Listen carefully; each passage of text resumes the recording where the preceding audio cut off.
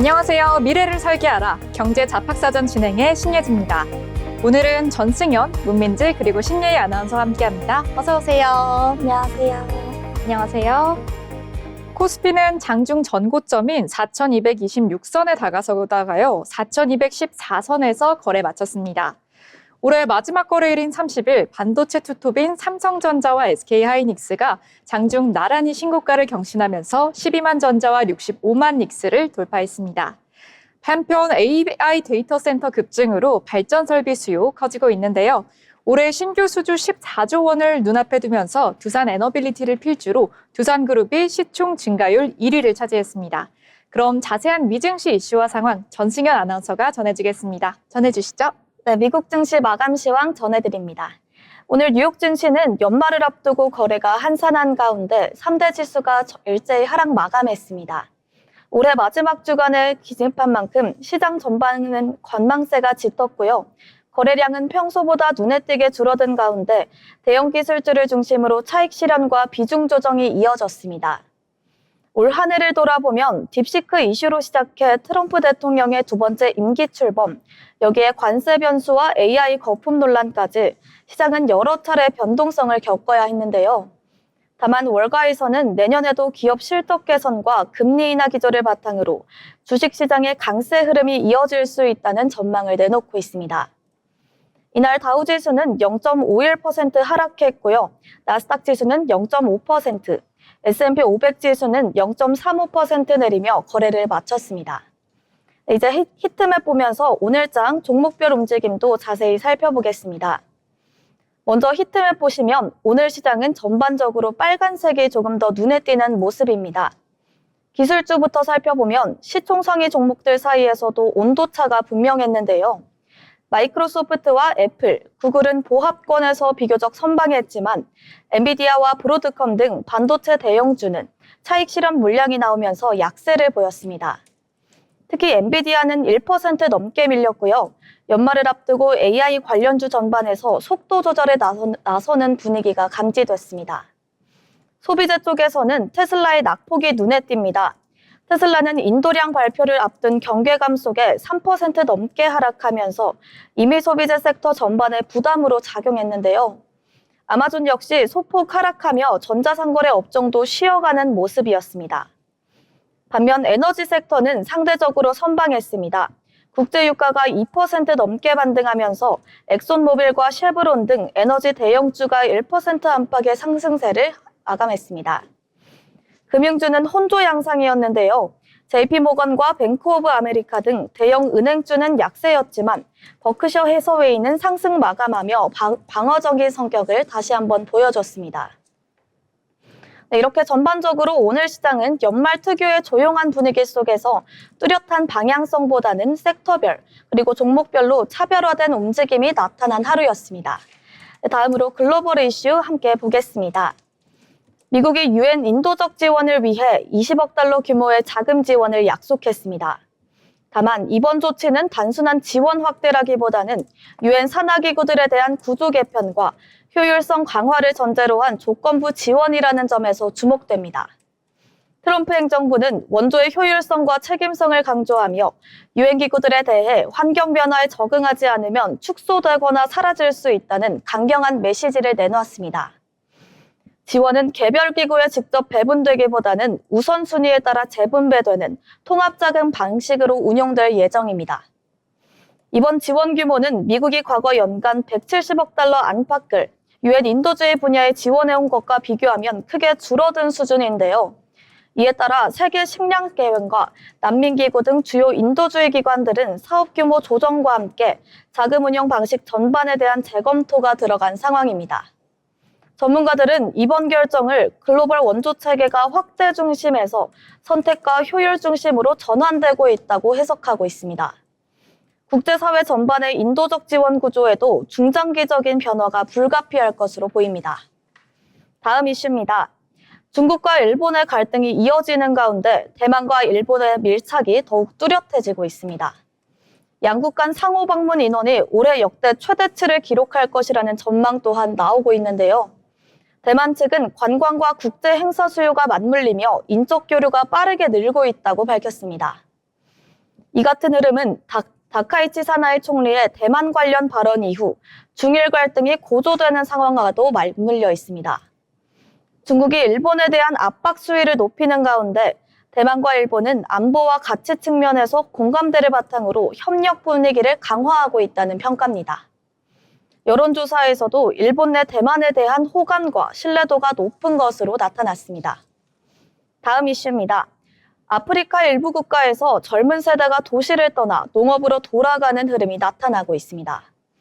높은 주거비와 물가, 그리고 일자리 부족으로 도시 생활의 부담이 커지면서 농업을 현실적인 생계수단이자 사업기회로 선택하는 사례가 늘고 있습니다.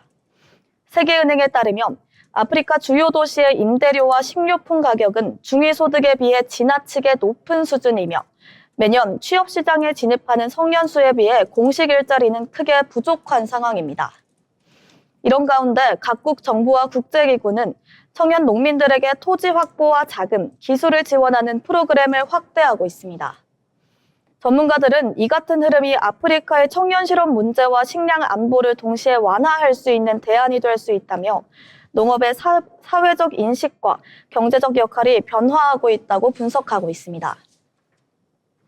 다음 이슈입니다. 글로벌 원자재 시장에서 귀금속 가격이 강한 상승 흐름을 이어가고 있습니다. 은 가격은 장중 온스당 77달러를 돌파하며 사상 최고치를 기록했고 금과 플래티넘 역시 미국 연방준비제도의 금리 인하 기대와 지정학적 긴장이 맞물리며 연이어 최고가를 경신했습니다. 시장에서는 2026년 추가 금리 인하 가능성, 그리고 미국 달러 약세 흐름이 금과 은 같은 실물 자산 투자 매력을 높이고 있다는 분석이 나오고 있습니다. 특히 은의 경우 공급 부족 우려와 투자 자금 유입이 동시에 작용하면서 올해 들어 가격 상승폭이 두드러지고 있습니다.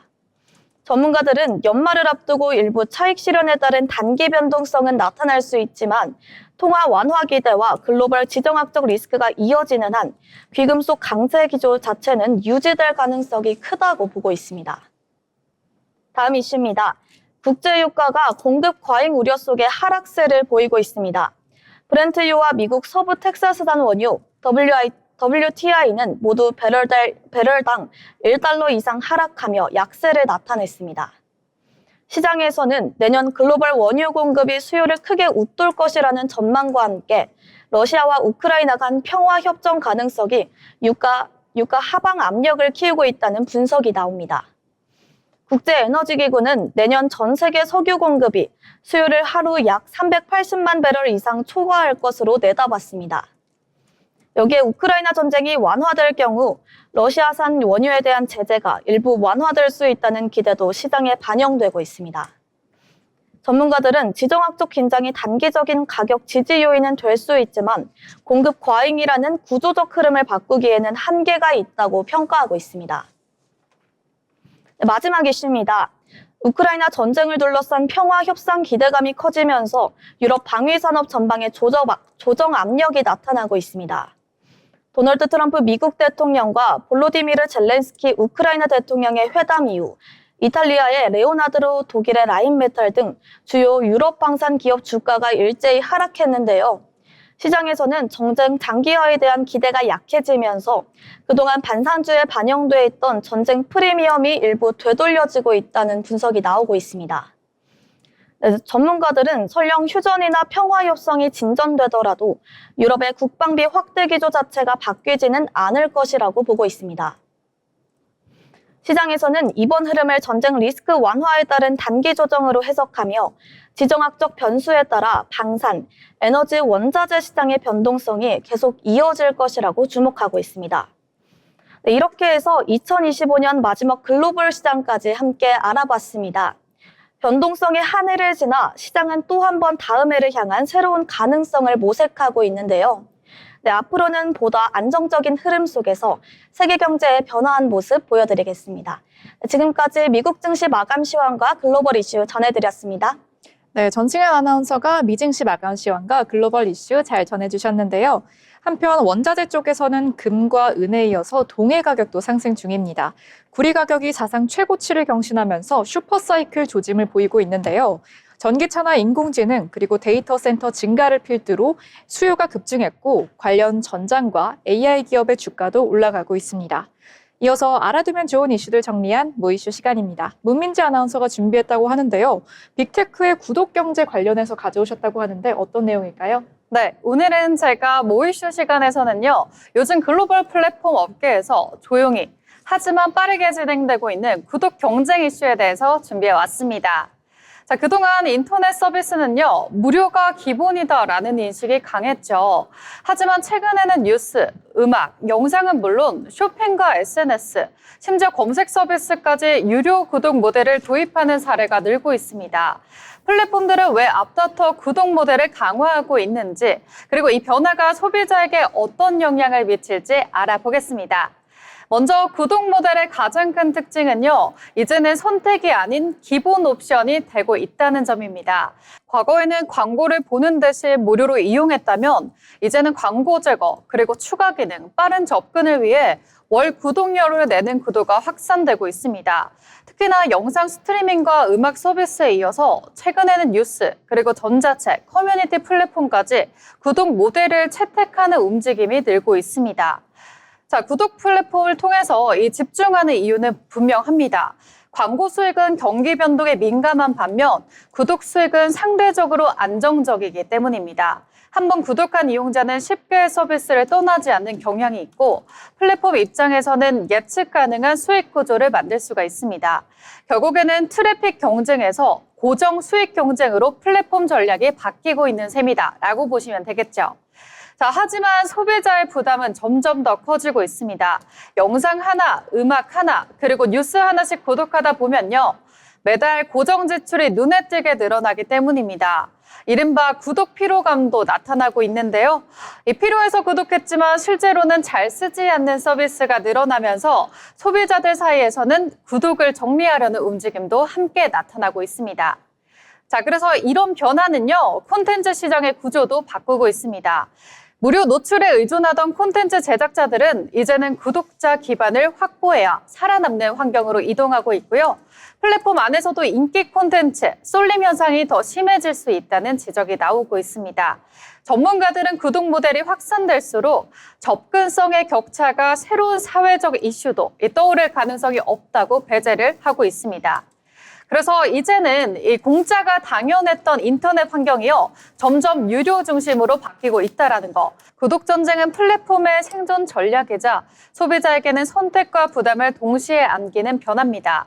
우리가 어떤 서비스를 계속해서 구독하고 아니면 어떤 서비스는 포기하게 될지 이 선택 하나하나가 앞으로 플랫폼 지형을 결정하게 될 것으로 보입니다.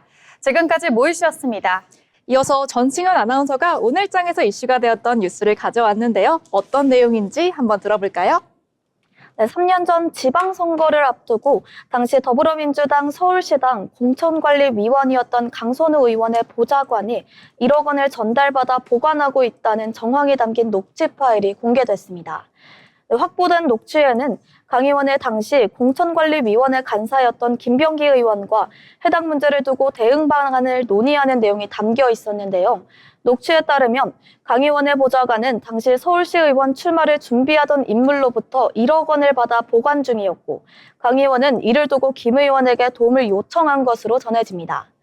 대화 과정에서 강 의원은 난처한 상황을 호소했고 김 의원은 공관위원 신분상 개입할 수 없다는 입장을 밝혔습니다. 이에 대해 강선우 의원 측은 현금 전달 사실을 인지한 뒤 즉시 보고했고 다음날 곧바로 반환을 지시했다고 해명했습니다. 녹취에서 언급된 전직 보좌관과 해당 인물 역시 의혹을 부인하고 있는 상황입니다. 다음 뉴스입니다. 참사가 발생한 지 1년이 지났지만 유가족들의 고통은 여전히 현재 진행형입니다. 사고 원인이 아직 명확히 규명되지 않은 가운데 유가족 일부는 참사가 발생한 무안국제공항을 떠나지 못한 채 생활을 이어가고 있습니다. 참사 이후 공항은 1년째 운영이 중단된 상태로 대합실에는 현재도 40여 동의 구호 텐트가 설치되어 있는데요. 유가족들은 가족의 마지막 흔적이 남아있는 공간을 떠나는 것 자체가 쉽지 않다고 말합니다. 현재까지 경찰 수사 결과 제주항공 대표와 전 국토부 장관 등 44명이 입건됐지만 구속되거나 재판에 넘겨진 사람은 아직 없습니다. 유가족들은 책임자 처벌과 사고 원인에 대한 명확한 규명이 이루어져야 비로소 일상으로 돌아갈 수 있다고 호소하고 있습니다. 네, 이렇게 뉴스 전해주셨는데요. 이어서 문민지 아나운서가 뉴스 전해주시겠습니다. 네, 뉴스 전해드리겠습니다. 먼저 첫 번째 뉴스입니다. 제22대 국회의원 선거에서 선거법 위반 사건이 4년 전 총선보다 20% 이상 늘어난 것으로 나타났습니다. 강원경찰청에 따르면 21대보다 7건 많은 40건이 접수됐고 수사 대상은 49명입니다. 이 중 1건은 검찰에 송치했고 1건은 혐의 없음으로 불송치했으며 38건은 경찰 수사가 진행 중입니다. 5대 선거범죄 가운데 허위사실 유포는 지난 총선에도 없었지만 이번 선거에선 11건으로 급증했고 금품 향응도 1건에서 6건으로 늘었습니다. 이어서 다음 뉴스입니다. 미국이 전쟁 종식을 위한 평화안 초안에서 15년간의 안전보장을 제안했지만 우크라이나는 안전보장이 30년, 40년, 50년으로 길어지길 원한다고 우크라이나 블로디미르 젤렌스키 대통령이 밝혔습니다. 젤렌스키 대통령은 현지 시간 28일 미국 도널드 트럼프 대통령과 회담을 마친 뒤 메신저 앱을 통해 기자들에게 이같이 밝혔다고 로이터 통신이 밝혔습니다. 젤렌스키 대통령은 특히 러시아의 재침공 위험이 남아있다라는 점을 강조하면서 우크라이나의 왜곡군이 주둔해야만 진정한 안보가 보장될 수 있을 것이라고 강조했습니다. 민감한 영토 문제에 대해선 돈바스 지역을 자유경제구역으로 두는 안건을 계속해서 협상하고 있고 국민과 논의할 문제라고 밝혔습니다. 지금까지 뉴스 브리핑이었습니다. 이렇게 오늘장 경제면에서 이슈가 되었던 뉴스들 한번 살펴봤습니다. 아울러 본 방송에서 제공하는 정보는 투자 판단을 위한 조언일 뿐 해당 종목의 가치 상승 또는 하락을 보장하지 않습니다.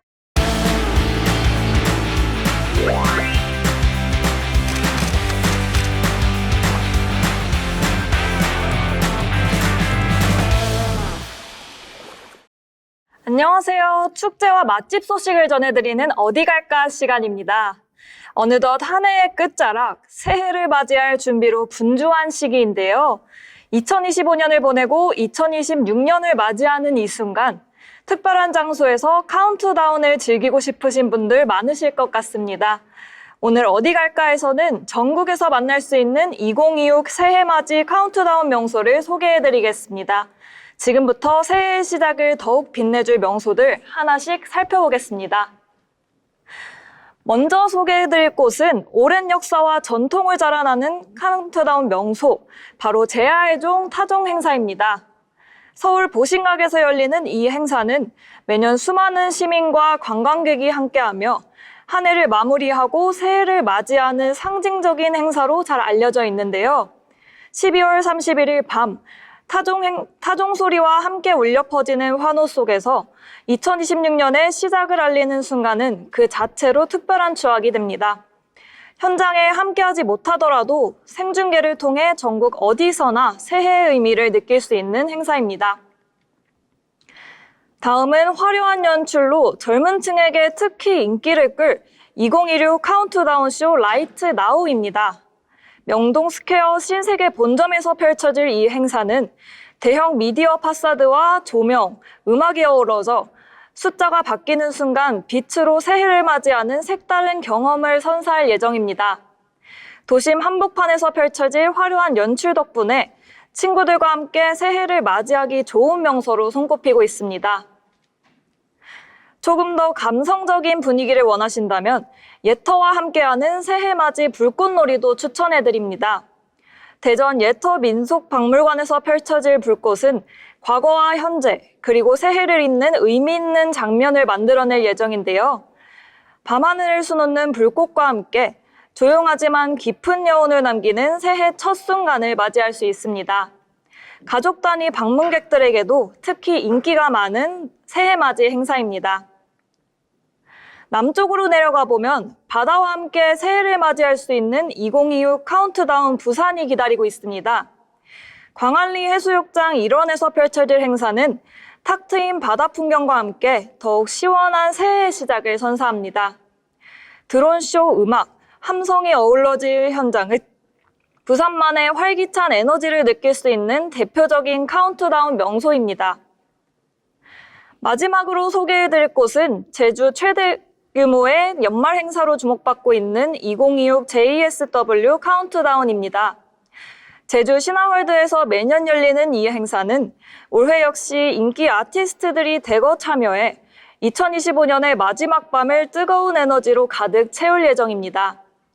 가족, 연인, 친구 누구와 함께해도 즐겁고 따뜻한 분위기 속에서 새해를 맞이할 수 있는 장소입니다. 오늘은 2026년 새해를 맞이할 수 있는 전국의 카운트다운 명소들을 소개해드렸습니다. 전통이 있는 제야의종 타종 행사부터 불꽃축제와 드론쇼까지 올해 마지막 밤 그리고 새해의 첫 순간을 소중한 사람들과 함께 특별한 장소에서 보내시는 건 어떨까요? 지금까지 어디 갈까였습니다.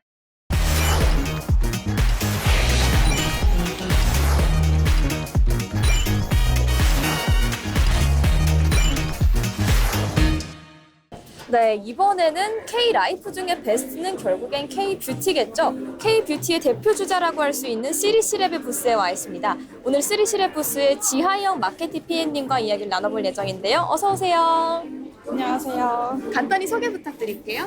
안녕하세요. 저는 3C랩 지금 마케팅 운영을 위해서 현장에 나와 있는 지하영입니다. 네, 반갑습니다. 반갑습니다. 오늘 대표님을 대신해서 3C랩에 대해서 소개를 해주실 예정인데요. 정말 특이한 게 오늘 팝업에 대부분의 기업들이 하나의 브랜드로 참가를 했습니다. 근데 3C랩은 무려 산하에 3개의 브랜드를 같이 데리고 왔는데 자세히 설명 부탁드릴게요. 일단 3C랩은 한국의 제조 기술 가지고 미국 등 그리고 글로벌하게 여러 가지 브랜드를 전개하고 있는 기업이에요. 그래서 지금 일본에는 3C랩에서 루나버니와 그리고 오리지널 더마뷰티라는 ODB 브랜드 두 가지를 가지고 참여를 하게 되었습니다. 그래서 일본에서 이런 패치류에 관심이 있으신 바이어분들을 만나기 위해서 그리고 또 고객들의 의견을 듣기 위해서 참여를 했습니다. 네, 간략히 소개를 잘 해주셨는데요. 이번 페스타 자체가 K-라이프 스타일을 일본 소비자들에게 소개를 하는 자리인데 과연 3C랩이 소개하고 싶은 라이프 스타일은 무엇일까요? 한국에서는 그 트러블 패치라는 시장 자체가 굉장히 탄탄하게 구성이 되어 있는데 아직 일본 시장은 그러지 않더라고요. 그래서 지금 이 페어를 통해서 일본 고객들이 트러블 패치에 대한 어떤 그 시장 자체를 어떻게 생각하고 있는지 고객 소리도 들어보고 네, 아무래도 팝업 스토어였던 만큼 이제 고객들의 반응을 직접 체감하기도 참 좋았을 것 같다 이런 생각이 드는데요. 아무래도 이 루나버니가 특이한 점이 미국의 MZ세들에게 먼저 더 큰 관심을 받았다고 합니다. 이렇게 미국 시장을 먼저 선점하고 다음으로 일본 진출을 하신 전략이 궁금한데 간단한 설명 부탁드릴게요. 네, 지금 그 트러블 패치 분야는 미국이나 약간 서양권에서는 이제 디자인 패치로 많이 유행이 넘어가서 루나버니나 ODB에서 지금 전개하고 있는 하트나 별 모양의 디자인 패치들을 또 많이 판매를 하고 있어요. 일본 시장에서도 디자인 패치라든지 이런 일반적인 트러블 패치들이 잘 먹힐지를 한번 보도록 하겠습니다. 네, 트러블 패치 유행이 선구를 달리고 있는 만큼 루나버니가 어떤 모습을 보여줄지가 기대가 되는데요. 사실 일본이 이미 스킨케어 부분에서 굉장히 성숙한 나라입니다. 그런데 이 나라에서 어떤 전략을 취하면 좋을지 혹시 루나버니의 비전을 살짝 들어볼 수 있을까요? 지금 현장에서 고객들의 소리를 들어봤을 때 생각보다 일본 고객들은 트러블이 났을 때 가리거나 메이크업으로 숨기는 경우가 대부분이시더라고요. 아니면 병원을 가시거나. 그래서 지금 한국에서는 트러블을 이렇게 케어를 하고 있다 이런 부분을 많이 어필을 해드렸더니 되게 신기해 하셨어요. 그래서 일본의 트러블 케어 시장에 어떤 한 또 카테고리를 할 수 있지 않을까 기대를 하고 있습니다. 아무래도 일본의 스킨케어 문화와 맞물리면서 굉장히 좋은 성과가 나타나지 않을까 이런 생각도 드는 것 같습니다. 더불어 궁금한 점이 이제 루나버니의 경우에는 현장에서 직접 패치를 부착이 가능하잖아요. 그만큼 기존의 온라인 판매가 아닌 이번 팝업 스토어를 택한 효과가 컸을 것 같은데 오늘 팝업 스토어에서 반응은 좀 어땠을까요? 생각보다 고객들이 트러블 패치를 잘 모르시더라고요. 사용도 많이 안 하시기도 하고 매대에도 그 뷰티샵들의 진열도 안 되어 있다 보니 여기 와서 제품 보시고는 되게 많이 신기해 하셨어요. 그리고 실제로 직원분들이 이렇게 제품 붙이고 있을 때 밀착력이 정말 좋네요 라는 거를 실제로 이제 경험을 하고 얘기를 해주시는 것들이 되게 좋았습니다. 네, 아무래도 다른 기초 라인의 제품 같은 경우에는 현장에서는 손등에 발라보는 정도로 착용을 할 수 있는데 이 루나버니의 스파 패치는 직접 체험을 할 수 있기 때문에 이번 그 팝업 스토어에 참가한 의의가 더 컸던 것 같다 이렇게 요약을 할 수 있을 것 같습니다. 그럼 마지막으로 앞으로의 3C랩의 비전에 대해서 한번 들어보고 싶은데요. 앞으로는 지금 아직 뭐 아토코스메라든지 유명한 일본의 뷰티샵에도 트러블 패치 라인의 매대가 가짓수가 매우 적은 편이라고 생각이 돼요. 그래서 이런 부분에 대해서 3C랩에서 다양한 브랜드들과 콜라보 또는 OEM, ODM 통해서 일본 시장에 여러 가지 트러블 패치류의 그 카테고리를 넓혀가는 것이 목표입니다. 네, K-뷰티가 트렌드라고 하는데 그 트렌드를 세부적으로 가져가 보면 K-트러블 패치 이렇게 갈 수도 있을 것 같습니다. 지금까지 K-라이프 페스타에서 K-뷰티를 선도하고 있는 3C랩 지하영 PN님과 이야기 나눠봤습니다. 고맙습니다. 감사합니다.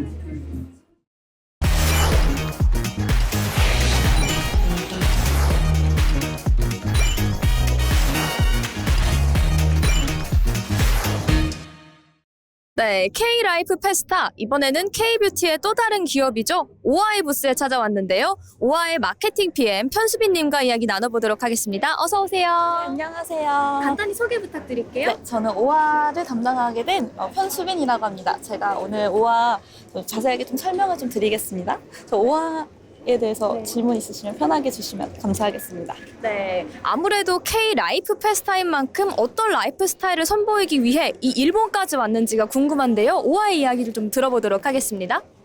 네, 오아가 이번 팝업에서 가장 중요하게 생각한 거는 한국식 루틴, 한국식 모공 케어 루틴을 가장 중요하게 생각했습니다. 화장품 사용할 때 이렇게 모공 안에 이렇게 흡수가 잘 돼야 되기 때문에 일단 모공을 계속 깨끗하게 관리하는 루틴을 확립하기 위해서 저희가 이런 팩을 개발하게 되었습니다. 궁금한 게 이 오아가 국내에서는 인플루언서 마케팅으로 굉장히 핫한 브랜드였습니다. 많은 인플루언서들이 착용을 하면서 인스타에도 정말 흥행했었는데요. 이번에는 특이하게 인스타 마케팅이 아닌 이런 현장 팝업을 찾아오셨잖아요. 그런 선택을 내리게 된 이유가 좀 궁금하거든요. 아무래도 일본 고객분들은 조금 체험하시는 걸 많이 좋아하시기 때문에 직접 제품을 보고 체험할 수 있는 기회를 드리기 위해서 이번에 팝업에 참여하게 되었습니다. 네, 아무래도 체험 중심이다 보니까 이번 이 신주쿠 팝업 스토어에 참여한 게 더 의미가 있었던 것 같습니다. 또 궁금한 게 브랜드 네임밸류를 잠시 숨기고 이제 제품력으로만 승부하는 전략을 이번에 세우셨다고 하는데요. 이 팝업 스토어 관련해서 어떤 전략인지 좀 자세히 설명 부탁드릴게요.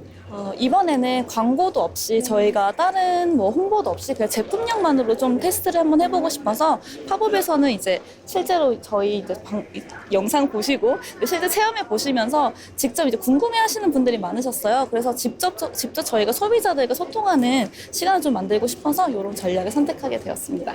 너무 신기한 게 이번에는 네임밸류보다는 제품력에 초점을 주셨다고 했는데 그럼에도 불구하고 이제 현장에 있어 보니까 많은 일본 인플루언서 분들이 찾아오시더라고요. 좀 어떻게 이렇게 입소문을 사게 되는 걸까요? 아무래도 일본 인플루언서 분들이 한국 인플루언서 분들이 하는 걸 많이 보기 때문에 이제 많이 본 제품이 여기서 열린다고 하니까 궁금해서 많이들 찾아오신 것 같습니다.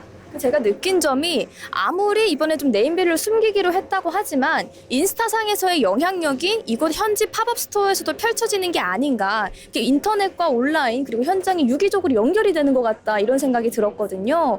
이런 비전을 갖고 있는 오아 앞으로 어떻게 될지가 더 궁금한데요. 만약에 내년에 똑같은 행사가 열린다면 어떤 모습으로 참여하실 계획인가요?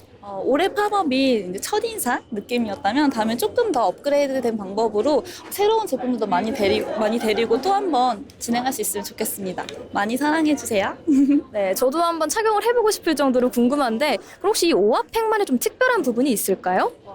보통 기존에 모공 관리 팩들은 좀 뜯어내는 팩들이 많은 반면에 얘는 이제 관리를 녹이는 방식으로 해주기 때문에 피부에 마찰도 적고 저자극 인증도 받았기 때문에 피부에 너무 제가 지금 일본어가 나올 뻔했는데 정말 피부에 정말 순한 제품이기 때문에 매일 써도 피부에 부담 없이 쓸 수 있는 제품이라는 게 가장 강점이라고 생각합니다. 네, 일본이 워낙 이 피부 관리에 관심이 많은 나라인 만큼 오아만의 철학과 일본의 트렌드가 맞물리면 굉장히 좋은 결과가 있지 않을까 이런 생각이 들었던 것 같습니다. 지금까지 편스핀 PM님과 이야기 나눠봤는데요. 일본의 상륙을 성공적으로 마친 오아, 앞으로 어떤 활약을 보여줄지 그리고 내년 행사에서는 어떤 모습으로 찾아올지가 기대됐습니다. 수고하셨습니다. 감사합니다.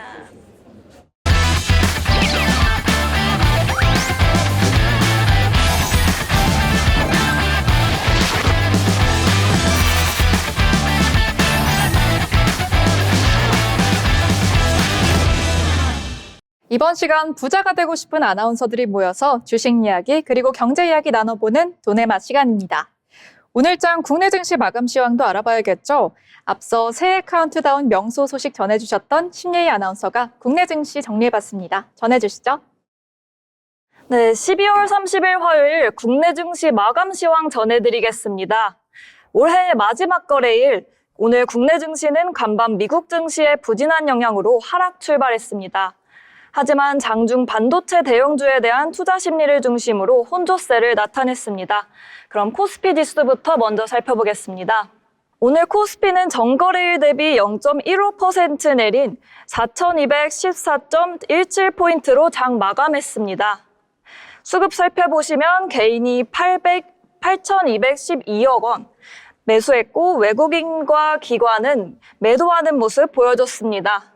외국인 기관과 개인 간의 힘겨루기 양상을 보이며 장을 마쳤습니다. 다음 코스닥 지수 살펴보겠습니다. 오늘 코스닥은 전거래일 대비 0.76% 내린 925.47포인트로 장 마감했습니다. 수급 살펴보시면 개인이 5,348억 원 매수했고 기관과 외국인이 매도하는 모습 보이면서 코스피와 비슷한 양상 보여줬습니다. 다음으로 코스피 시가총액 상위 종목 살펴보겠습니다. 삼성전자가 전날 대비 0.33%, SK하이닉스가 전날 대비 1.72% 오르며 반도체 대형주의 강세를 이끌었습니다. 반면 삼성 바이오로직스와 LG 에너지솔루션은 하락한 모습 보여줬습니다. 이어서 코스닥 살펴보겠습니다. 알테오젠, 에코프로비엠, 에코프로는 하락하는 모습 보여줬는데요. 특히 에코프로는 6.3% 하락하는 모습 보여줬습니다.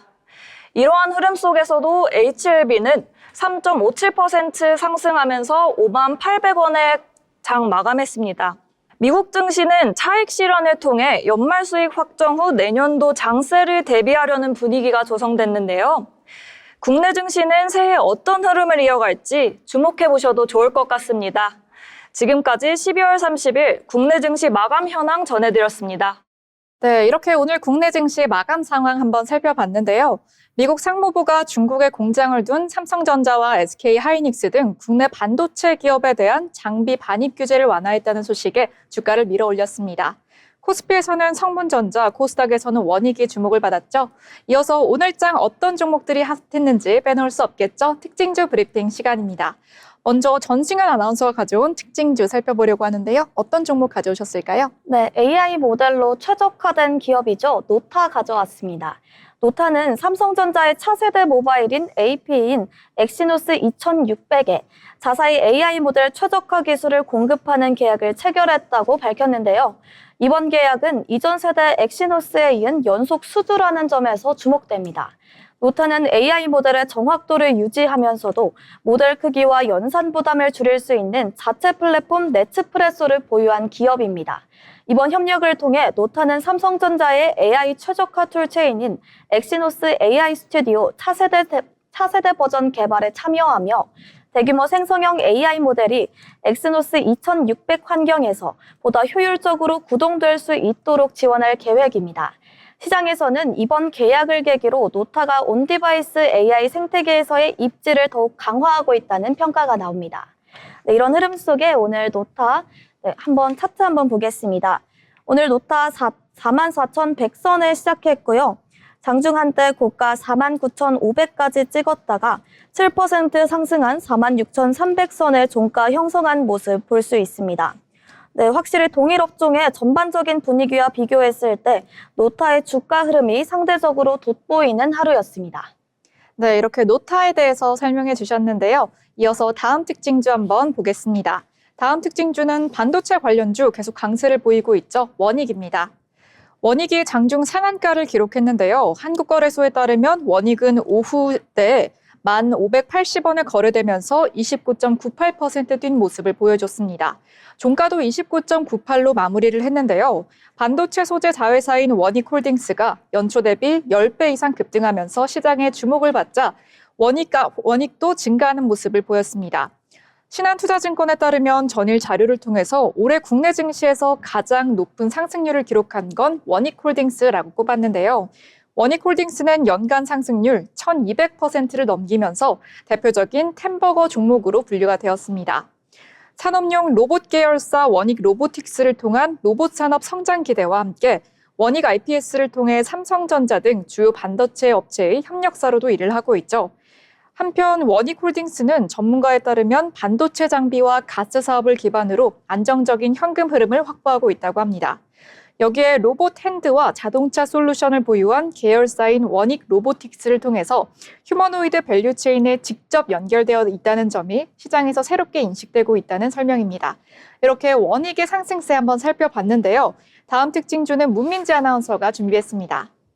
네, 오늘 제가 준비한 특징주는요, 역시나 반도체 관련주, 제주 반도체가 되겠습니다. 제주 반도체는요, 이 모바일 자동차 그리고 산업용 기기 등에 사용되는 저전력 메모리죠. 반도체 수요 회복 기대감이 부각되면서 강세 흐름을 보였는데요. 특히나 최근 글로벌 반도체 시장에서 메모리 업황 바닥 통과 기대감과 함께 중저가 범용 메모리 중심의 수요 회복 가능성이 언급되면서 관련 종목들로 투자자가 관심이 확대되고 있는 모습입니다. 제주 반도체는 모바일 IoT, 자동차 전장용, 그리고 저전용 메모리 반도체를 주력으로 하고 있는 국내 대표 팹리스 기업인데요. 이와 함께 AI 전장, 그리고 사물 인터넷 시장 확산에 따라서 저전력과 고효율, 메모리의 중요성이 커지고 있다는 점도 긍정적인 투자 포인트로 작용하고 있습니다. 시장에서는 제주 반도체가 고부가가치 메모리죠. 제품 비중 확대와 그리고 응용처 다변화 전략을 이어가고 있다는 점에 주목하고 있는데요.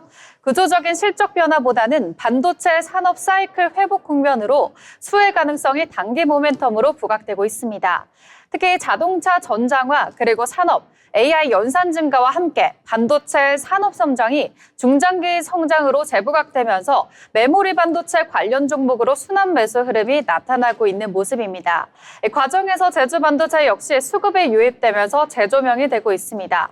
반도체 산업에 대한 정책 지원 기대와 글로벌 IT 수요 회복 기대감이 맞물리면서 관련 종목 전체적으로 매수세가 확대되고 있습니다. 증권가에서는 제주 반도체는 단기 실적보다는 반도체 업황 회복과 저전력 메모리 수요 증가에 대한 기대감이 주가에 반영되고 있는 종목이다라고 하면서 향후 업황 회복 속도와 함께 이 수요 가시성이 따라 주가 변동성이 확대될 수 있다라고 평가를 하고 있습니다.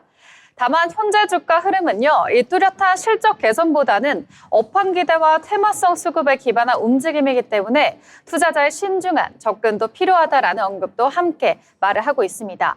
네, 그러면 제주 반도체 차트 추이 함께 보도록 하겠습니다. 2024년도에 강한 시세를 보이면서 38,000원대까지 고가권을 기록했었는데요. 그 이후 밀리는 모습을 보이다가 올해 들어서 추세가 살아나고 있습니다. 우상향을 그려내면서 의미 있는 라인 돌파하고 있죠.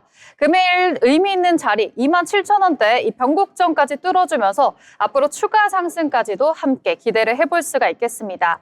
오늘 제주 반도체 같은 경우에는요, 시가 22,150원에 시작해서 고가권 27,500원, 24.43%까지 급등하면서 강세로 거래를 마쳤습니다. 네, 제주 반도체 소개해 주셨는데요. 이렇게 제주 반도체는 매수 상위 2순위에 오르기도 했습니다. 이어서 전승현 아나운서가 가져온 특징주 살펴보려고 하는데요. 어떤 특징주 가져오셨을까요? 네, 다음으로는 쿼드 메디슨 가져왔습니다. 의료용 마이크로니들 플랫폼 전문 기업인 쿼드니스트가 강세를 보였는데요. 글로벌 제약사 글로소스미스클라인과 장티푸스 백신 마이크로니들 패치 관련 계약을 보강했다는 소식이 전해지면서 매수세가 몰린 영향입니다. 코드메디슨은 장티푸스 백신의 임상 진입을 가속화하기 위해 비임상 시험을 추가하는 내용으로 계약을 변경했다고 밝혔습니다. 반복 투여 독성과 피부 안정성 평가가 포함되면서 해외 임상 진입을 위한 준비가 한층 속도를 낼 것으로 보입니다. 시장에서는 이번 계약 보강이 중장기 연구개발 가시성을 높였다는 점에 주목하고 있습니다. 다음으로 코드메디슨 오늘 차트 한번 보도록 하겠습니다. 코드메디슨 오늘 시가 15,260에 시작했다가 장중 한때 17,130까지 기록했고요. 3% 상승한 15,590의 종가 형성했습니다. 이렇게 동일 업종의 등락률이 0.79%인 점을 고려할 때 코드메디슨의 주가 상승은 업종 전체 흐름과는 차별화된 움직임을 보여주는 하루였습니다. 네, 2주 전 코스닥에 입성한 쿼드메디슨이죠. 이어서 다음 특징주 소개하겠습니다. 이번 특징주는 현대차의 협력사로 수혜를 받는 특징주죠. 성문전자입니다. 성문전자 주가가 급등하면서 시장의 주목을 받았습니다. 이는 현대자동차가 미국 시장에서 3년 연속 연간 최다 판매율을 기록하면서인데요. 관련주로 매수세가 몰리는 것으로 풀이가 됩니다. 미국 진출 40년을 앞둔 현대차, 올해 1월부터 11월까지 미국에서 89만 6천여 대를 판매했다고 합니다. 이는 3년 연속 연간 최대 판매 달성을 눈앞에 두고 있는 수치인데요. 앞서 현대차는 1986년 전륜구동 승용차인 엑셀 수출로 미국 진출을 시작을 했습니다.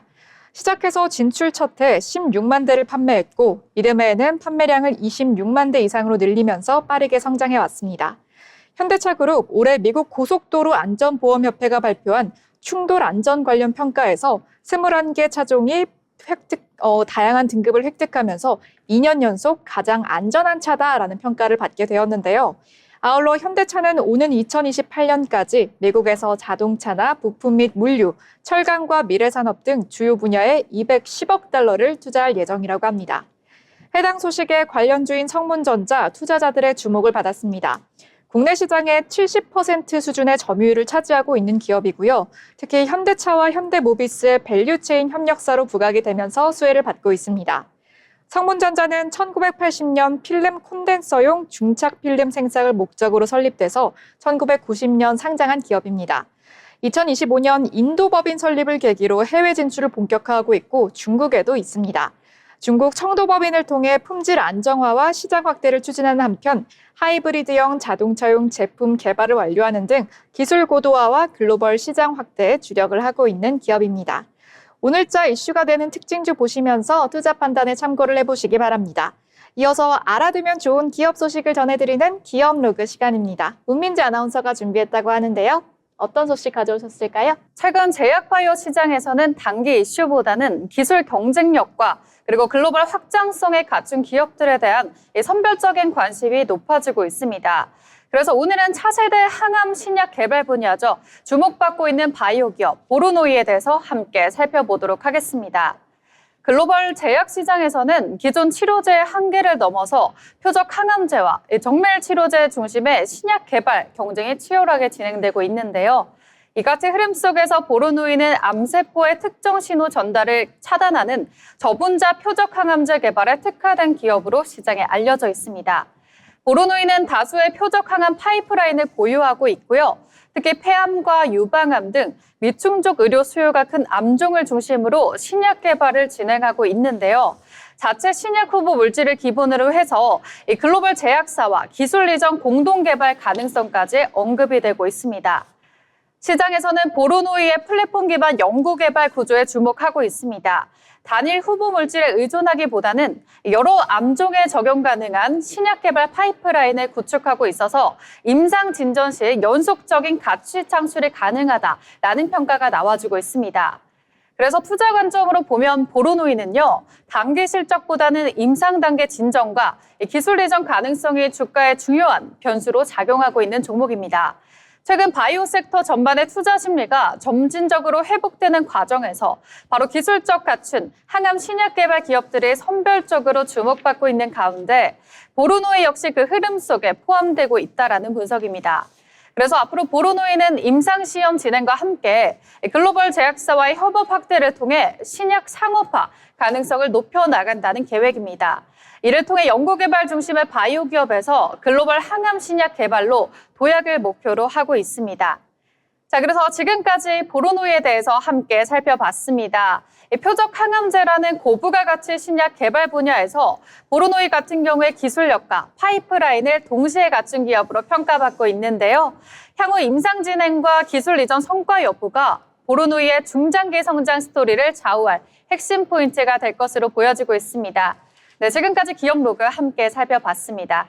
네, 기업 로그 함께 살펴봤습니다. 이어서 증권사에서 최근 발간한 리포트를 소개해드리는 투자 리포트 시간입니다. 전승현 아나운서가 준비했다고 하는데요. 어떤 분야 가져오셨을까요? 네, 투자 리포트 발표하겠습니다. 오늘은 인도의 에너지 정책 변화, 그중에서도 원자력 산업의 구조적 전환에 대해 살펴보겠습니다. 인도는 현재 전력 부족이 만성적인 구조적 문제로 지적되고 있는데요. 여기에 최근 구글과 아마존 등 글로벌 빅테크 기업들이 인도 내 대규모 데이터 센터 건설 계획을 밝히면서 전력 수요에 대한 부담은 더욱 커지고 있습니다. 데이터 센터는 대규모 전력을 필요로 할 뿐만 아니라 24시간 안정적인 공급이 필수적인 인프라입니다. 이에 따라 인도 정부는 기존 화력 재생에너지 중심의 전력 구조에서 벗어나 안정성과 탄소 중립을 동시에 충족할 수 있는 원자력 발전을 에너지 안보의 핵심 축으로 끌어올리고 있습니다. 이 같은 정책 기조 속에서 최근 인도에서는 중대한 제도 변화가 있었습니다. 지속 가능한 원자력 에너지 활용 및 발전을 위한 법안, 이른바 샨티 법안이 하원과 상원을 모두 통과한 건데요. 이 법안은 그동안 정부 주도로 운영되어 온 원자력 산업에 민간 기업의 참여를 공식적으로 허용했다는 점에서 의미가 큽니다. 앞으로 민간 기업은 원자력 시설의 설립과 운영, 그리고 해결료 운송에 대한 허가를 받을 수 있게 되는데요. 다만 우량 농축이나 사용 효율 해결료 처리처럼 안전 안보와 직결된 핵심 영역은 여전히 정부의 전속 관할로 유지됩니다. 즉 민간 참여를 확대하되 핵심 부문은 국가가 관리하는 부분 개방 구조라고 볼 수 있습니다. 이번 법안 통과로 가장 주목받는 분야는 SMR입니다. 인도 정부는 장기 원자력 발전 계획의 일환으로 2033년까지 최소 5기의 국산 SMR 가동을 목표로 하고 있습니다. 이번 법안 통과로 제도적인 불확실성이 해소되면서 민간 기업들의 검토 단계가 실제 사업화로 이어질 수 있다는 환경이 마련됐다는 평가가 나옵니다. 이번 정책 변화는 단기적인 이벤트라기보다는 인도의 중장기 전력 수요 확대와 에너지 안보 강화 전략의 일환으로 해석되는데요. 원자력 산업이 정부 독점 영역에서 벗어나 투자와 사업화가 가능한 산업의 전환으로 전환되고 있다는 점에서 의미가 있습니다. 특히 SMR은 기존 대형 원전에 비해 건설 기간이 짧고 민간 기업의 진입 장벽이 상대적으로 낮아 현실적인 사업 대안으로 부각되고 있습니다. 현재로서는 구체적인 수주 일정이나 개별 기업의 실적 기여 시점이 명확히 제시된 단계는 아니지만요. 향후 구체적인 로드맵과 사업 가시성이 확인되는 구간에서는 관련 기업들의 투자 매력도 역시 추가적으로 부각될 수 있겠습니다.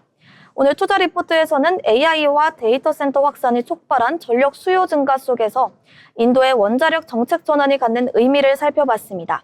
단기 이슈보다는 정책과 산업구조 변화를 중심으로 시장 흐름을 바라볼 필요가 있는 시점입니다. 네, 지금까지 투자 리포트였습니다. 네, 투자 리포트 시간이었습니다. 아울러 본 방송에서 제공하는 정보는 투자 판단을 위한 조언일 뿐 해당 종목의 가치 상승 또는 하락을 보장하지 않습니다.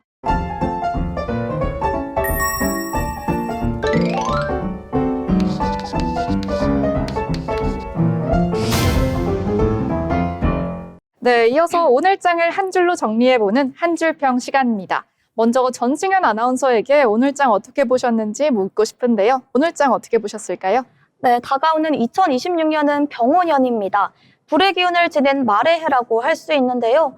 오늘 국내 증시 조금 약보합으로 하락하면서 마감했는데 다가오는 2026년에는 멈추지 않고 전진하는 말처럼 달리는 그런 장을 꿈꿔보도록 하겠습니다.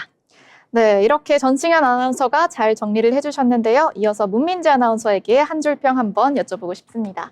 네, 오늘 코스피는 흐린 날씨 속에서 살짝 버텨주는 모습을 보였고 코스닥 지수는 살짝 더 크게 미끄러지면서 소나기가 내렸다라고 볼 수 있는 장이었는데요.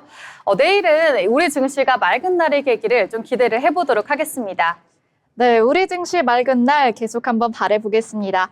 저는 데이터 센터 관련 종목이 계속 뜨고 있기 때문에 데이터 센터 종목 관련 언제까지 질주하나 이렇게 정리를 좀 해보겠습니다. 오늘 방송 정리할 시간입니다. 주식 투자 전략, 저희 경제잡학사전과 함께 하시면 좋겠습니다. 오늘은 을사년의 마지막 거래일이었습니다. 내일은 휴장, 내년 1월 2일이 경호년의 첫 거래일이 되겠는데요. 앞으로도 쭉 경제잡학사전과 함께 해주시면 감사하겠습니다. 오늘 저희가 준비한 방송은 여기까지입니다. 시청해주신 여러분 고맙습니다.